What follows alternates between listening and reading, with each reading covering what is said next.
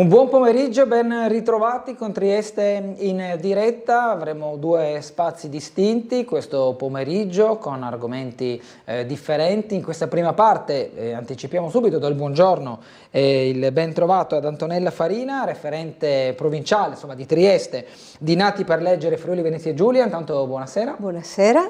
E proprio in questa prima parte dunque parleremo delle attività di Nati per Leggere, anche quelle prossime di questi prossimi giorni, faremo anche un po' una panoramica generale sulle varie attività, sugli obiettivi, su come sta andando. Nella seconda parte invece parleremo della società dei concerti, quindi cambieremo tema del pomeriggio. Dunque Farina, dicevamo, intanto Nati per Leggere è un circuito nazionale di incentivo alla lettura per i bambini più piccoli e le famiglie. Ci sono diversi partner che ne fanno parte, che hanno dato l'avvio e che quindi si propone l'obiettivo di incentivare, come detto, la lettura per i più piccoli e anche uno sprone alle famiglie a farsi parte attiva verso di loro. Quali attività avete in programma da qui alle prossime settimane?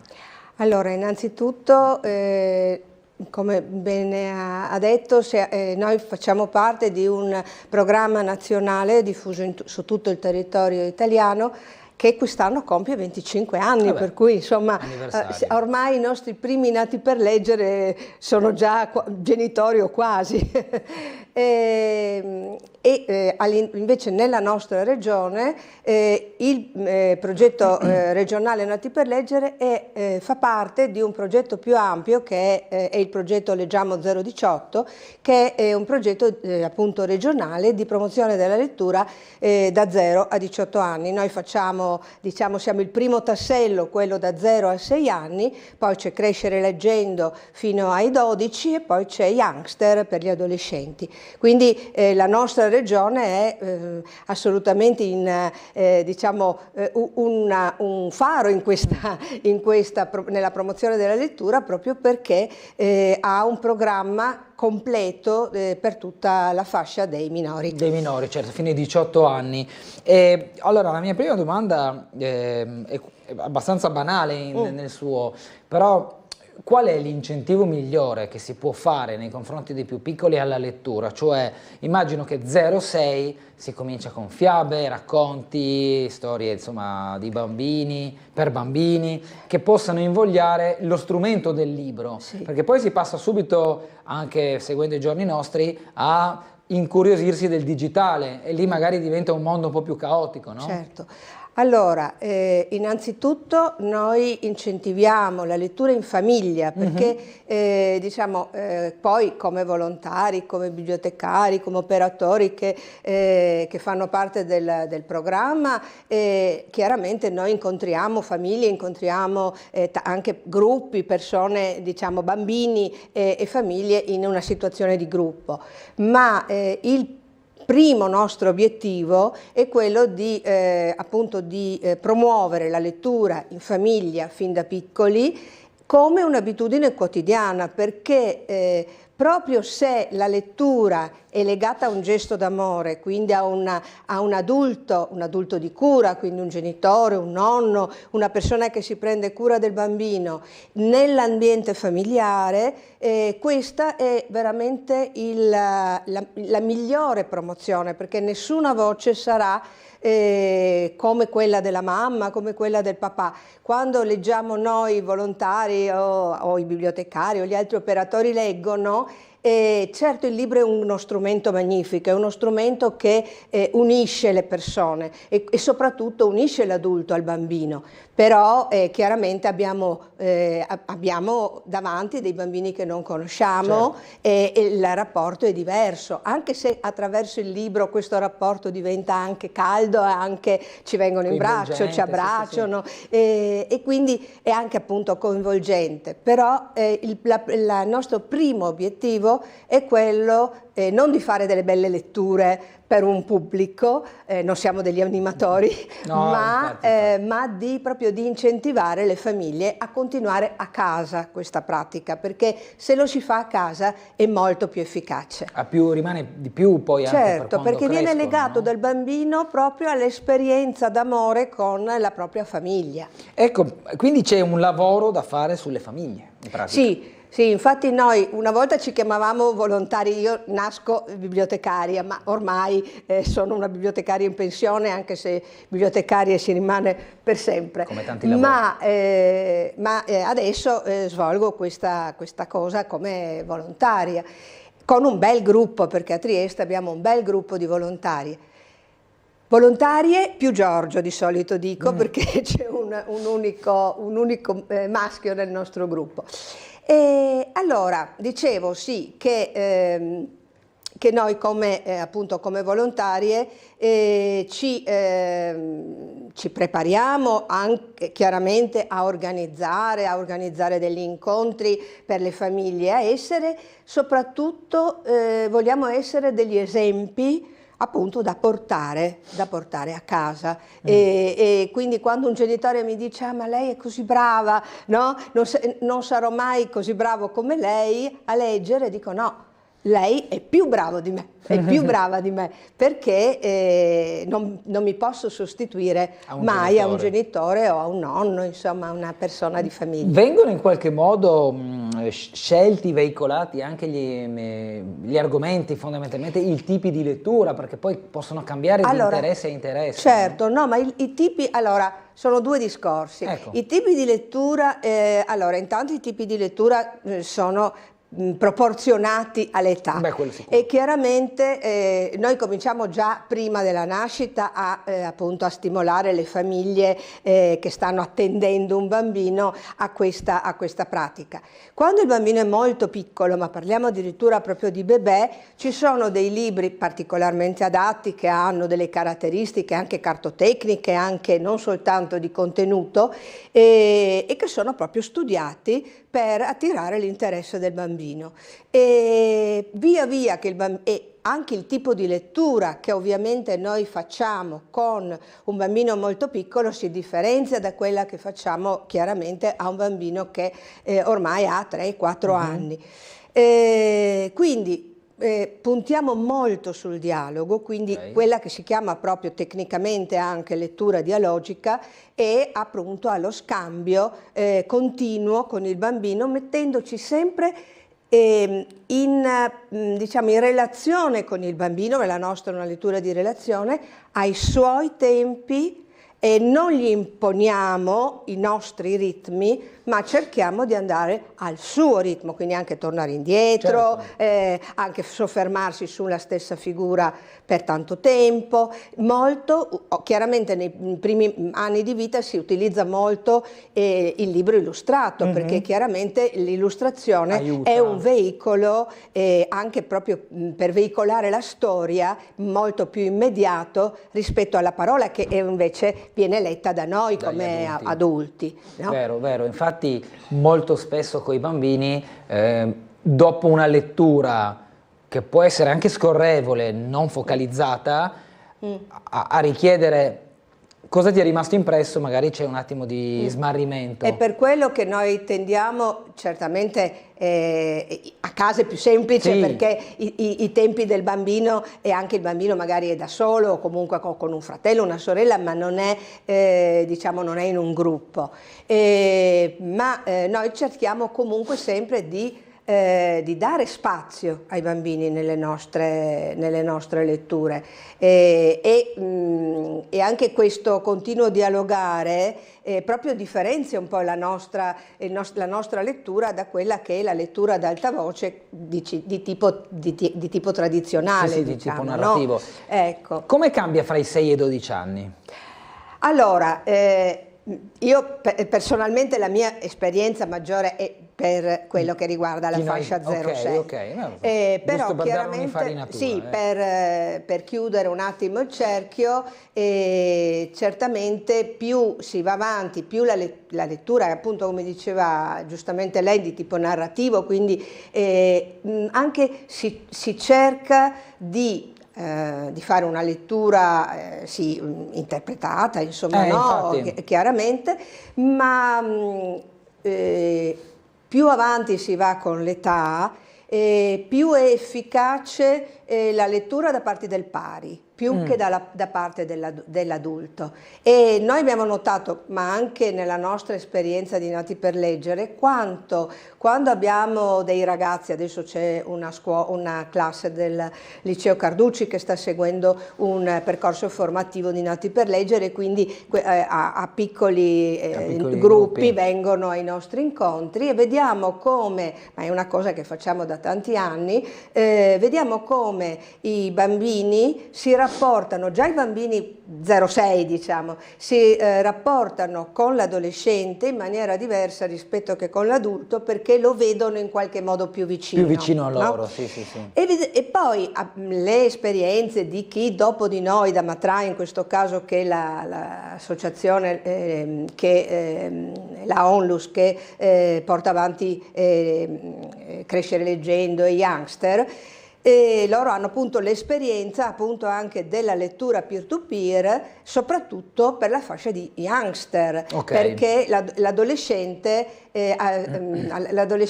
diciamo segue molto di più il suo coetaneo che gli promuove la lettura piuttosto che se lo fa un adulto. C'erano una serie di immagini poco fa con anche tutta una serie di appuntamenti che, se vuole, eccoli qua, li possiamo in qualche modo allora andare a guardiamo vedere un po' velocemente. Diciamo, intanto i primissimi incontri sono quelli che proprio di questo fine settimana. Noi cerchiamo di fare molto nel fine settimana proprio per cercare di venire incontro anche alle esigenze delle famiglie. E domani abbiamo l'incontro al Minimu, che è inserito tra l'altro anche il Minimu è il Museo dei Bambini del Parco di San Giovanni, ed è inserito anche nella iniziativa del parco che adesso è partita a maggio, musica, libri, musica, vini, eccetera. E noi facciamo la parte rose bimbi, cioè la parte per i più piccoli. E poi andando avanti nel fine settimana saremo alla Lovat, o Lovat che dir si voglia, con Trieste Book Fest, facendo proprio, ecco, quando mi chiedeva prima, no, anche le tematiche, ecco, quando facciamo incontri come al Minimu, alla libreria Lovat o al Giardino Carsiana, chiaramente ci mettiamo in relazione con il luogo, quindi le letture di domani in Rose Bimbi di fatto saranno fiori, saranno primavera, saranno natura, ma più specificatamente sia sabato sia domenica avremo occasione, proprio per la tematica affrontata dal Festival Trieste Book Fest quest'anno, proprio che è la tematica ambientale, la tematica legata appunto alla natura. E la stessa cosa anche il giorno dopo a Carsiana, che ovviamente in un giardino botanico le nostre letture si conformano all'ambiente, anche perché poi il bambino le recepisce anche in maniera diversa quando si trova proprio nell'ambiente naturale in cui magari quelle storie sono in qualche modo più vicine, no? Eccetera. E poi quando invece andiamo nelle biblioteche, come la Mattioni, la biblioteca slovena dove facciamo gli incontri bilingui, o la biblioteca di Muggia, o la biblioteca di Opicina, o quella di Melara e così avanti, o la 48 Gambini da cui vengo io perché era la mia biblioteca. Quando andiamo in questi incontri, o anche al Presidio Nuovo Guscio, facciamo degli incontri che non sono tematici, sono proprio degli incontri Nati per Leggere di promozione in maniera generale della lettura. Ok. Poi abbiamo anche un incontro per gli adulti questo mese, che è proprio alla libreria Lovat, dove sarò io assieme ad alcune volontarie che faranno le loro incursioni di lettura, che racconterò un pochino farò un incontro per gli adulti, per i genitori, ma anche per gli operatori della prima infanzia, di orientamento sulle novità editoriali dalla Fiera di Bologna e dal Salone del Libro di Torino, che sono le due principali, diciamo, kermesse che hanno a che fare con i libri. Poi va bene, in regione abbiamo anche Pordenone Legge, che ha una sua importanza, però insomma si riconosce la valenza. A cui noi abbiamo tra l'altro partecipato anche proprio con delle nostre attività, diciamo ogni anno presentiamo qualcosa, abbiamo qualche incontro dedicato alle famiglie con Nati per Leggere regionale. Sì, sì, certo. A titolo generale, visti anche i tanti anni di attività, che riscontro c'è da parte delle famiglie, da parte degli adolescenti o dei bambini nei confronti della lettura? Perché comunque viviamo in un mondo dove, come dicevo da premessa, cascare nella curiosità del digitale o di ciò che è più video che diciamo testo scritto e tastabile è abbastanza facile. Certo, ed è anche, soprattutto noi che ci occupiamo della fascia 06 e che tra l'altro come programma Nati per Leggere noi fanno parte del programma non solo i professionisti del libro come appunto i bibliotecari, ma anche i pediatri che ci danno veramente il loro preziosissimo contributo e che in questo periodo sono particolarmente attenti al problema del digitale, perché sullo 06 il digitale veramente può essere addirittura pericoloso e da questo ci mettono in guardia i pediatri. E ci sono studi che parlano, perlomeno diciamo si dovrebbe perlomeno evitare fino ai 3 anni, proprio perché il bambino così piccolo non riesce a distinguere il reale dal virtuale. E scene viste proprio da pediatri che ci hanno raccontato di bambini bebè che facevano questo gesto di scorrere, di scroll sulla finestra perché volevano la finestra della camera, la finestra di casa, sì, la finestra di casa, perché volevano cambiare l'immagine. Questo è un segnale d'allarme. E i bambini che, per esempio, noi collaboriamo molto col nostro programma Fratello Minore, non per importanza ma solo per età, che è Nati per la Musica. Come i bambini, proprio perché sono abituati solo a fare così, tendono solo a battere e a non avere neanche cioè diciamo anche a rapportarsi quando facciamo un'esplorazione sonora del mondo sonoro, a rapportarsi con l'esterno sempre con questa modalità, perché è la modalità in cui sono abituati a rapportarsi con il digitale. Quindi diciamo sotto i 3 anni sarebbe proprio bene evitarlo, ma se lo si usa non farsi usare, usarlo non so, un conto è far vedere non so, una foto e lo usi come un libro in fondo, certo. No? Gli fai vedere la foto della nonna, la foto di un oggetto, di qualcosa, e ne parli e comunichi con il bambino. Non lasciare lì. Ma la cosa appunto di lasciare il bambino con il tablet o il cellulare in mano è veramente pericoloso, proprio per il suo sviluppo proprio diciamo, cognitivo, diciamo. Chiaro, certo. Chiaro. Sempre stando dietro a quelle che sono le tematiche, oltre diciamo a seguire il contesto come quello che aveva descritto prima, tema ambientale, tema natura, anche che aiuta il luogo, visto il Carso che menzionavamo prima, ci sono grandi differenze tra i più piccoli e quelli che sono già adolescenti. Nei primi che in qualche modo non vanno a scegliere, ma gli viene in qualche modo presentato diciamo, un'offerta. Ecco, presentata un'offerta. Noi cerchiamo comunque di far scegliere i bambini, perché farli scegliere all'interno di una scaletta, cioè noi ci portiamo regolarmente, se siamo in biblioteca li abbiamo lì a disposizione, sì. Ma se no ce li portiamo dietro, però li mettiamo a disposizione proprio perché non si confondano i bambini e comincino a cercare di qua e di là altri libri, mettiamo una scelta e all'interno di quella scelta però poi i bambini possono a loro volta scegliere, anche perché quando noi facciamo un incontro di lettura, io sempre consiglio, perché sono anche formatrice Nati per Leggere, consiglio quando appunto formo i nuovi volontari, di conoscere sempre molto bene il libro che vanno a leggere,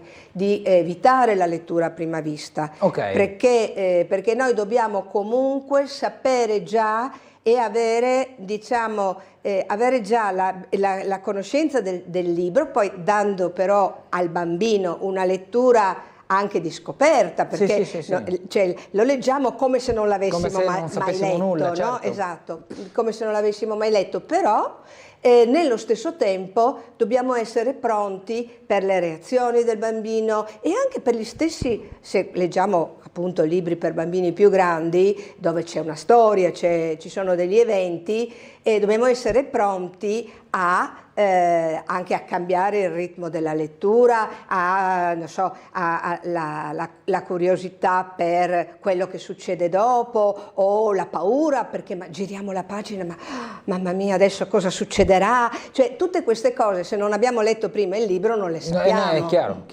Bisogna essere quindi anche bravi narratori in pratica. Ma diciamo che è una capacità, no? Allora, sicuramente è diverso tra la lettura in famiglia e la lettura a un gruppo. È chiaro che quando noi siamo in un gruppo e quando mostrava prima il nostro programma, vede che ci sono sempre scritti o 0,6, 0,3, no, 0,36 mesi, dai 2 anni, cioè ci sono sempre delle fasce d'età, perché le nostre letture sono in qualche modo mirate, ma quando c'è scritto 0,6 uno dice ma come fai a fare una lettura 0,6? Chiaramente ci dividiamo, siamo più di una volontaria, siamo sempre almeno in 2.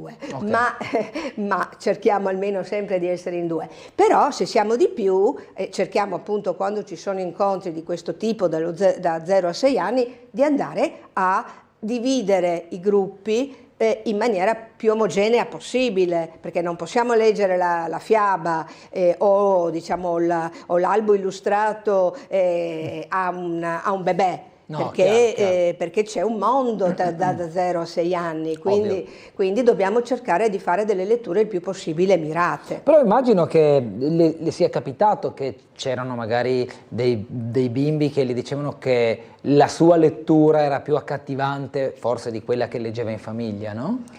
Ma diciamo che no, io direi che per l'esperienza intendo. Per l'esperienza sì, la soddisfazione è quando il bambino appunto ti viene più vicino, anche ti viene addirittura in braccio, che grazie a Dio adesso si può di nuovo, perché abbiamo avuto degli anni difficili, abbiamo passato degli anni veramente difficili a lavorare per esempio solo con gli occhi, noi che lavoriamo molto con il corpo, quindi il viso, la mimica facciale, la gestualità, era impossibile, no? E invece adesso abbiamo ripreso la nostra lettura corporea, però appunto dicevo, sì, effettivamente è diversa, ma è diversa per forza di cose, perché siamo davanti a un gruppo,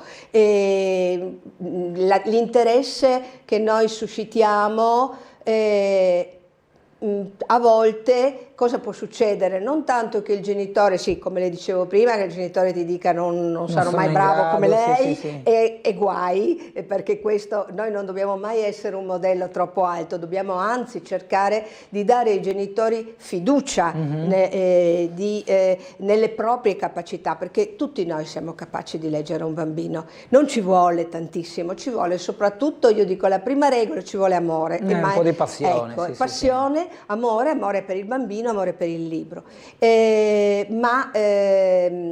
la cosa adesso mi sfuggiva perché io sono dei genitori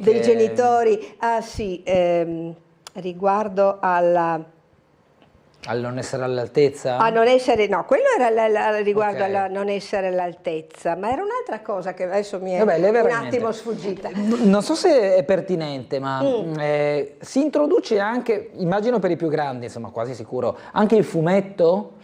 Allora, in alcuni, non tantissimi, ma in alcuni albi illustrati... Il topolino intendevo dire, no, magari più banale. Allora, ecco. In alcuni albi illustrati per la prima infanzia il fumetto può essere già inserito, cioè c'è magari la storia ha una parte scritta come didascalia e una parte scritta nelle nuvolette. Ok.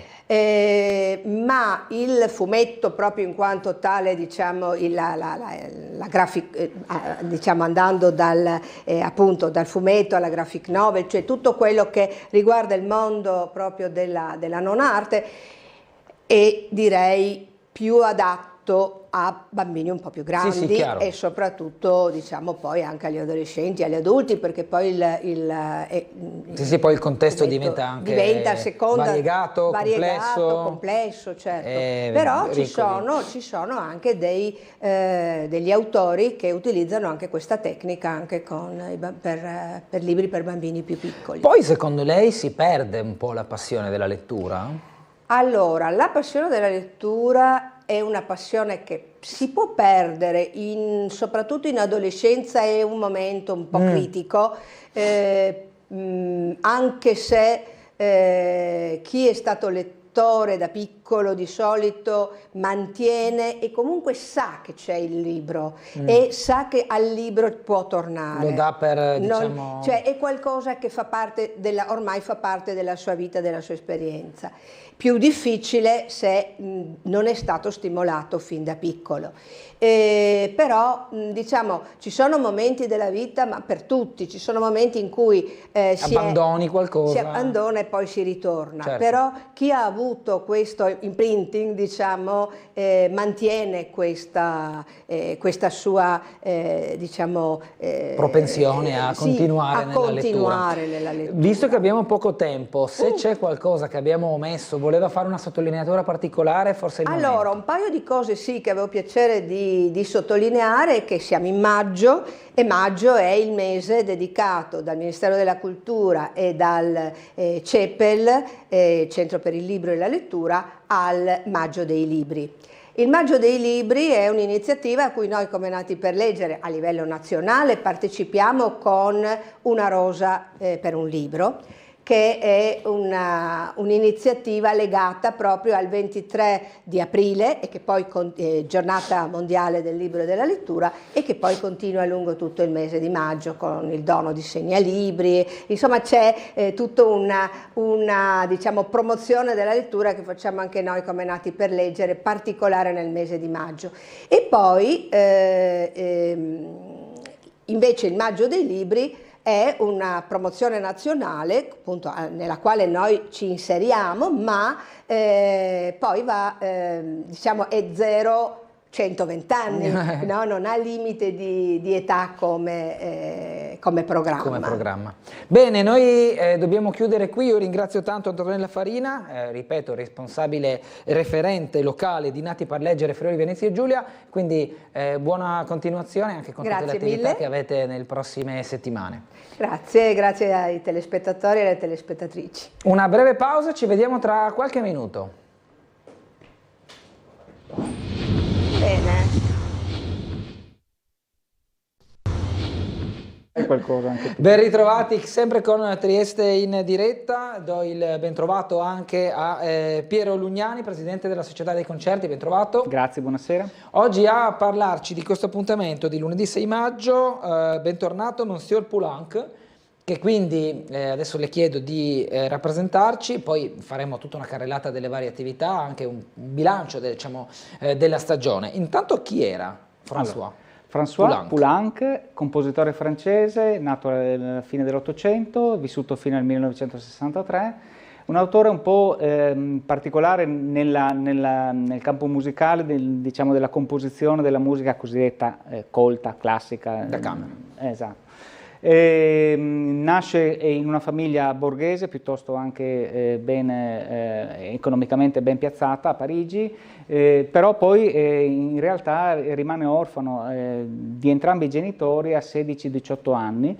E comincia un'attività di studio del pianoforte, quindi pianista, poi compositore, frequentando tutto quello che era diciamo, la Parigi dell'epoca, parliamo dei primi anni del secolo, del Novecento, con tutti i fermenti artistici, culturali, musicali molto importanti che segnarono molto appunto anche la musica e anche dal punto di vista compositivo. Autore e compositore quindi di opere che si distaccano un po' da quello che era diciamo gli ultimi rigurgiti del romanticismo o le nuove avanguardie dell'impressionismo di Debussy-Ravel.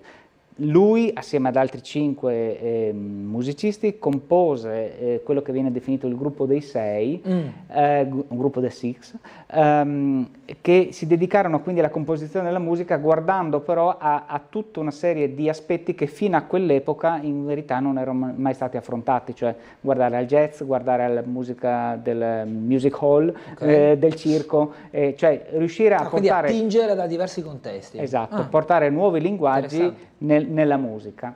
Lui è stato forse quello che del gruppo dei 6 è rimasto un po' più fedele a questa impronta iniziale, che nasceva anche un po' come forma di protesta, tutto sommato, rispetto a quella che era la proposta artistica dell'epoca.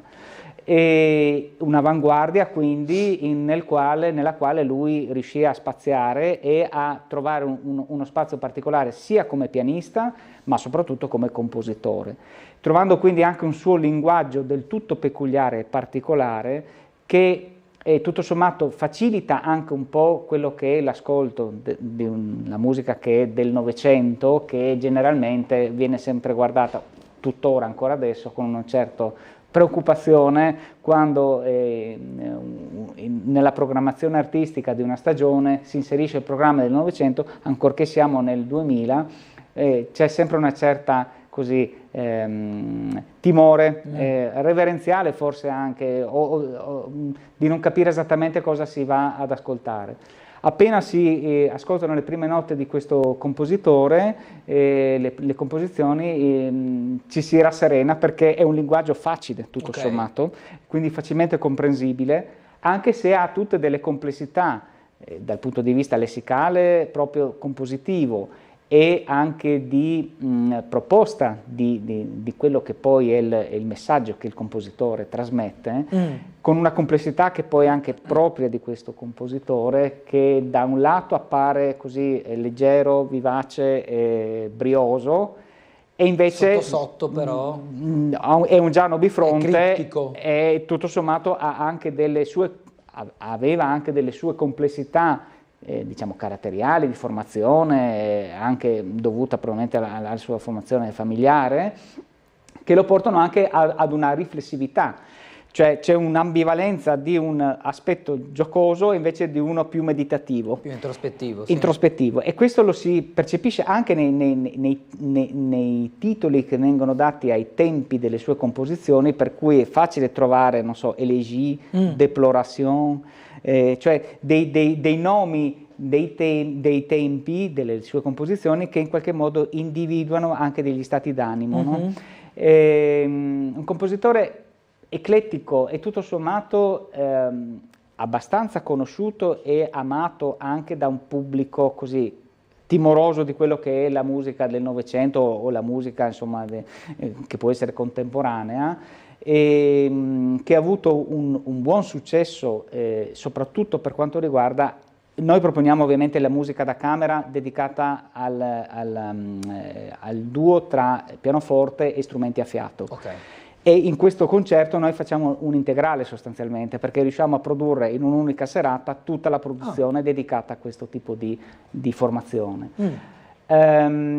Importante invece di Francis Poulenc è tutta l'opera teatrale, e lì dove emerge magari appunto anche l'animo più introspettivo, è anche legato alle motivazioni religiose che l'hanno portato ad una, diciamo, conversione molto sentita nei confronti appunto di tutto quello che è la religione, anche il rapporto con l'ultraterreno, con l'aldilà, con Dio, insomma, nel famoso dialogo delle Carmelitane, uno dei suoi capolavori, secondo non solo il mio giudizio, ma insomma anche per quanto riguarda la critica dell'epoca. Siamo nel 1957, tra l'altro con una particolarità, perché venne rappresentato a Parigi, poi alla Scala, qualche mese dopo in seconda nazionale a Trieste. Proprio al Teatro Verdi.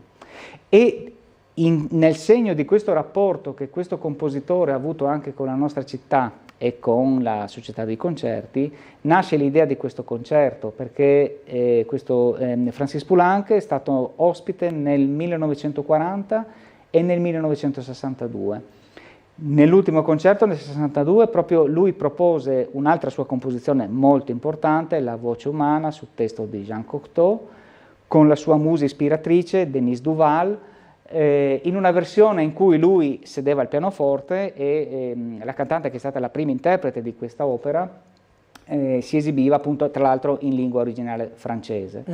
E questo legame con Trieste, con la società dei concerti, anche con il Teatro Verdi ovviamente, è stato molto importante e ha dato dei frutti appunto significativi in quello che era una produzione di programmi, diciamo, per la società di concerti e anche nella produzione operistica del Teatro Verdi. Okay. Esatto. Volevo domandare, non so se è pertinente, sì, visto che visse gli anni della guerra, di tutte e due le guerre fondamentalmente, influì nella sua, diciamo, nella sua formazione?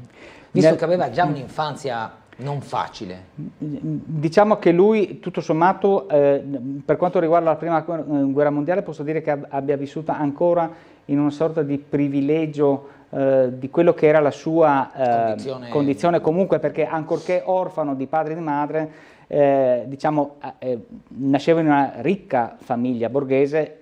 Il padre era un chimico produttore di farmaceutico, una nota casa farmaceutica, la Ron Poulenc. Quindi diciamo, da quel punto di vista, ecco, quello che forse lui ha risentito molto è la mancanza di una guida paterna, che nella prima fase della sua vita era forse un po' troppo presente e oppressiva, perché il padre ovviamente in qualche modo voleva vedere in lui un erede in quello che era l'attività industriale e farmaceutica, invece il lato artistico veniva dalla mamma, che lo introdusse appunto allo studio del pianoforte. La seconda guerra mondiale, come tutti gli altri compositori, visse un po' quello che anche fu tutte le problematiche che la Francia visse e subì appunto con l'occupazione tedesca, eccetera, eccetera.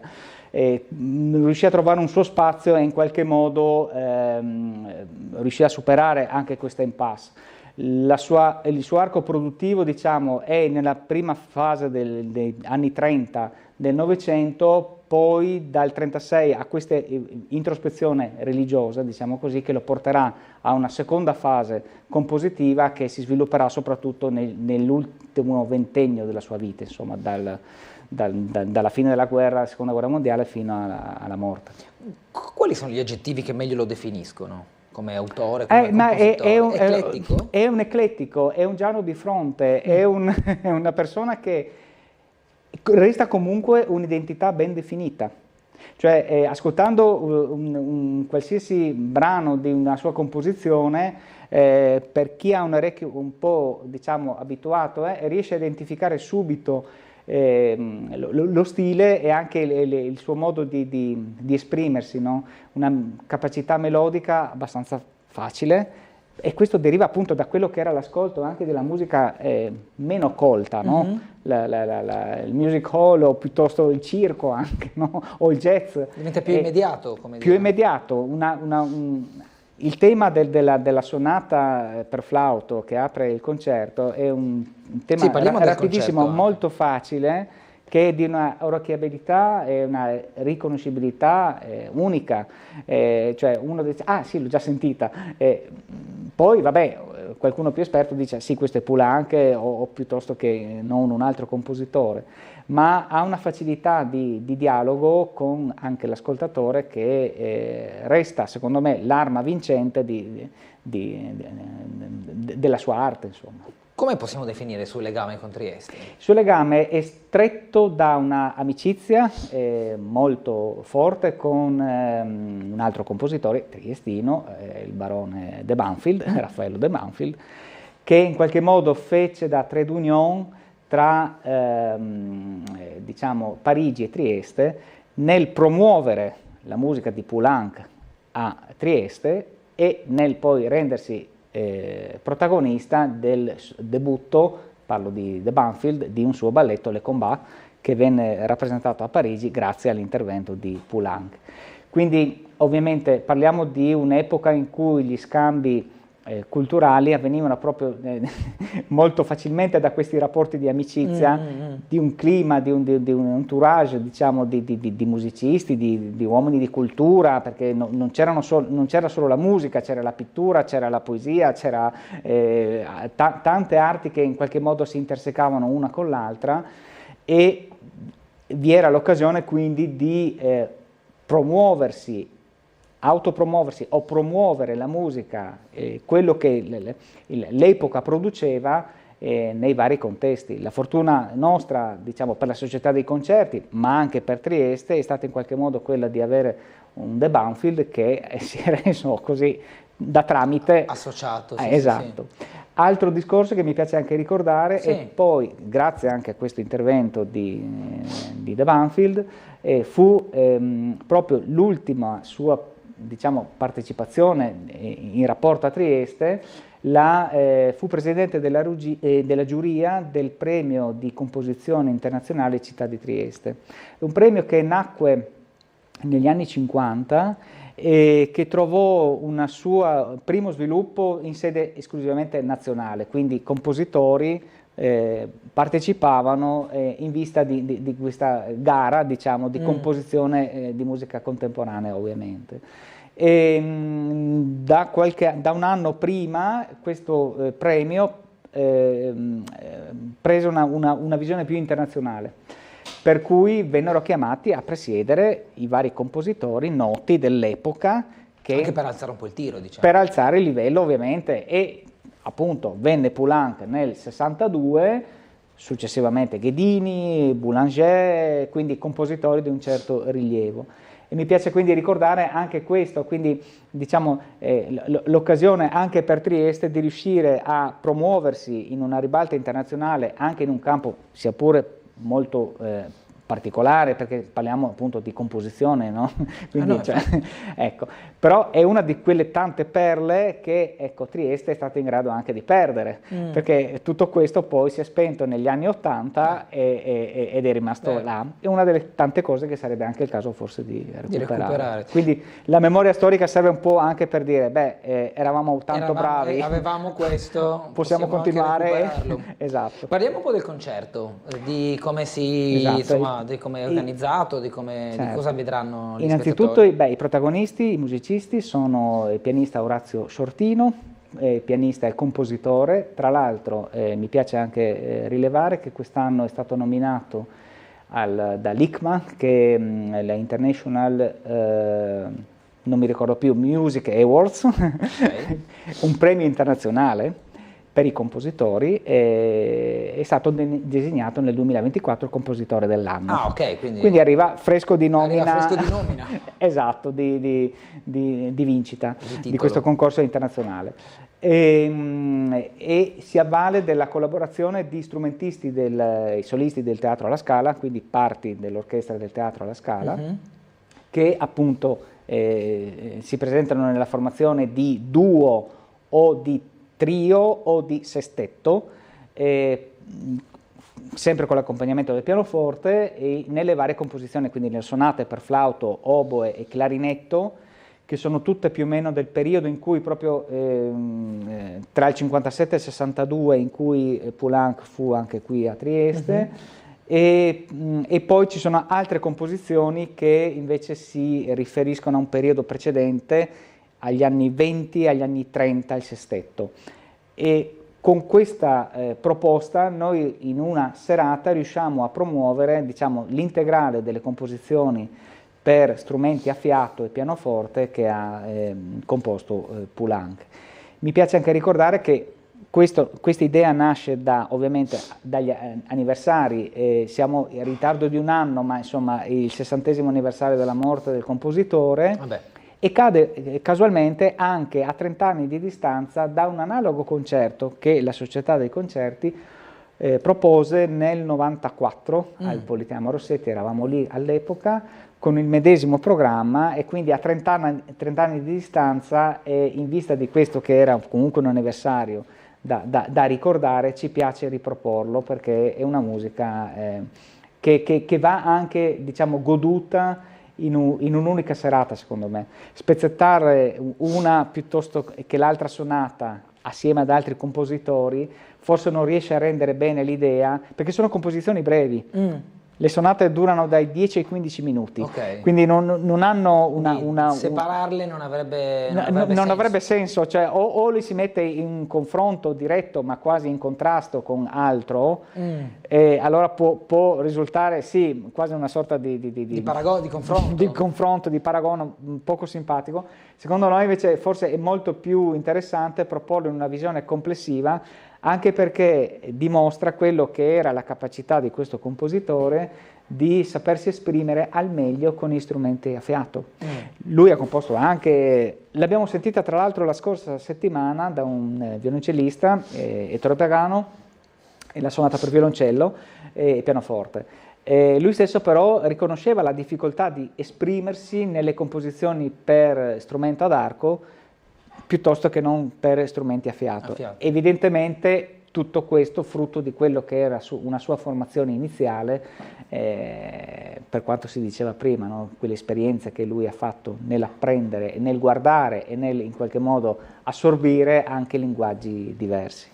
Se la sente di fare anche, già che siamo, visto che abbiamo ancora più o meno 7 minuti, un po' un bilancio, esulando del concerto di lunedì 6 maggio, poi lo ripeteremo alla fine, un po' un bilancio della vostra stagione della Società dei Concerti? Ma direi che un bilancio sicuramente positivo, che ha dimostrato che il percorso che abbiamo intrapreso da 2 anni a questa parte risulta essere un percorso valido e che va continuato e perseguito. A cosa mi riferisco? In particolare all'apertura che abbiamo avuto, nel senso che la Società dei Concerti per 90 anni è stata una società chiusa, riservata agli abbonati, per cui non era possibile accedervi acquistando il biglietto, se non appunto abbonandosi all'intera stagione. I ritmi della vita odierna e una propensione ormai a non diciamo, fidelizzarsi con un abbonamento, bensì di sperimentare. Ma di sperimentare, di in qualche modo poter scegliere, ci ha guidato, ma è un discorso che non si rivolge solo a noi, è un discorso che si rivolge a tutte le associazioni concertistiche, non solo italiane, del mondo. Un trend attuale, comune, condiviso, meditato e sofferto per alcuni, per altri invece sposato. Anche noi a questo punto ci siamo dedicati a questa apertura, con dei risultati che ci danno delle soddisfazioni, perché comunque il richiamo di alcuni concerti ovviamente può essere maggiore rispetto di altri, però la risposta c'è comunque. Quindi significa che la possibilità forse di scegliere per il pubblico odierno è la soluzione migliore per rapportarsi con un approccio, diciamo, all'ascolto della musica. Perché quindi lei dice oggi dover in qualche modo imporre un vincolo diventa un freno alla fruizione dello spettacolo? Cioè il vincolo dell'abbonamento, intendo dire, ovviamente. Certo, sì, la costanza di essere presenti, certo. I tempi sono cambiati ovviamente, gli impegni che le persone hanno anche di una presenza fisica, magari in una stessa città, perché può succedere che per questioni di lavoro ci si trovi magari a dover essere in giro per il mondo, ancorché tutti i sistemi di comunicazione a distanza ci consentano anche di lavorare a casa, ma tante volte è necessario anche doversi muovere.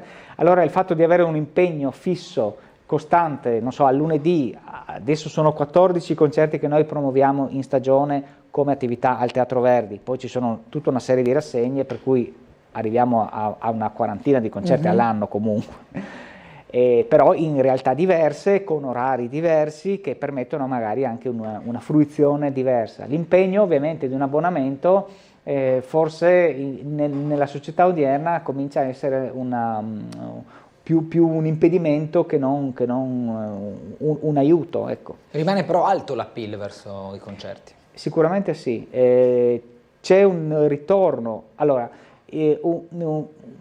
abbiamo avuto il Covid che ha in qualche modo sparpagliato tutto, destabilizzato, anche innestato delle paure che continuano a sussistere ancora in alcuni, ma in qualche modo ha comunque confermato quello che è, diciamo, uno zoccolo duro resta, permane sempre. C'è una flessibilità ovviamente nel pubblico, una certa affluenza di giovani, e questo mi tranquillizza anche per il futuro della società, perché vedo che c'è una certa partecipazione ed interesse dei giovani e anche quello che mi fa molto piacere è la fedeltà dei nostri affezionati, soci, abbonati, anche di un pubblico anziano che è molto aperto alle novità.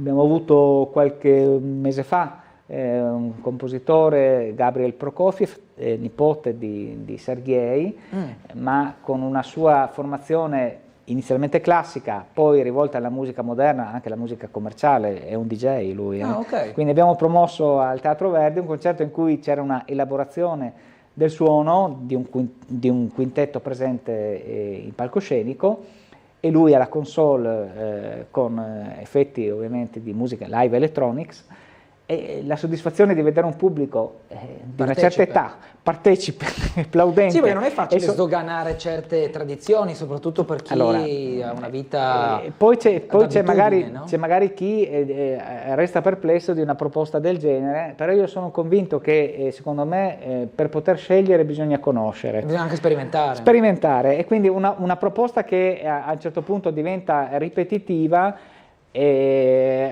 resterà sempre là, accontenterà sempre una certa fascia di pubblico, ma è probabile non avvicini altro nuovo. È questo che noi cerchiamo in qualche modo di guardare con molta attenzione. Ricordiamo l'appuntamento di lunedì? Sì, lunedì ore 20:30, Teatro Verdi, concerto di Orazio Shortino con i solisti del Teatro alla Scala, in un programma tutto Poulenc, facendo memoria di quelli che sono stati diciamo, le sue toccate a Trieste nel 1940 e nel 62. Ricordo che prima del concerto alle 19:15 nella sala del Ridotto c'è un incontro con gli artisti, quindi il nostro direttore artistico intervisterà Shortino e gli altri solisti del Teatro alla Scala per presentare il programma, che verrà eseguito poi un'ora dopo in palcoscenico, e anche appunto per ricordare quelli che sono appunto questi così ricordi storici della società. Che musica si deve aspettare se dovessimo in qualche modo incuriosire il pubblico? Accattivante. Mistica? No, in questa fase qui, c'è una riflessività in alcune sonate che viene evidenziata per il fatto anche che sono, diciamo, dedicate anche alla memoria di musicisti. Certo, c'è un'elegia per corno che venne composta in memoria di un cornista giovanissimamente morto in un incidente stradale, per cui ovviamente c'è una memoria diciamo così, e quindi riflessiva, e ovviamente una certa così. Per il resto sono musiche completamente godibili, ecco, io direi molto godibili. Molto godibili. Sarà banale, ma forse secondo me è la parola più efficace. Chiudiamo con questo termine allora. Ringrazio nuovamente Piero Lugnani, presidente della Società dei Concerti. Noi ci fermiamo qui per quanto riguarda Trieste in diretta. Una buona serata a lei, una buona serata a tutti quanti. Arrivederci.